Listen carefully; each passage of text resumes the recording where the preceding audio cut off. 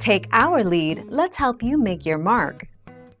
Our goal is your satisfaction. Let us show you the way. A trash compactor is an extremely useful household appliance. It is relatively easy to install, albeit it is recommended that you do so when remodeling your kitchen or installing new cabinets. Placing a trash compactor in an existing cabinet can be tricky and difficult.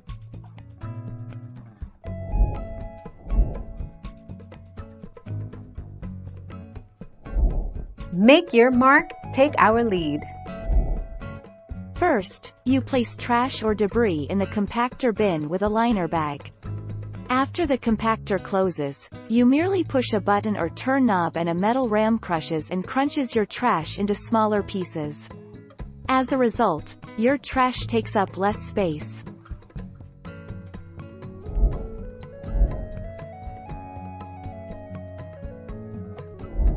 Make your mark, take our lead. If your trash compactor no longer works or if you simply want to replace it with a more practical space, fill the compactor's hole with another cabinet. The typical size of a trash compactor space is 15 inches wide. When remodeling the kitchen, remove the compactor and add cabinet space. Thank you for watching. Please subscribe and hit the bell notification.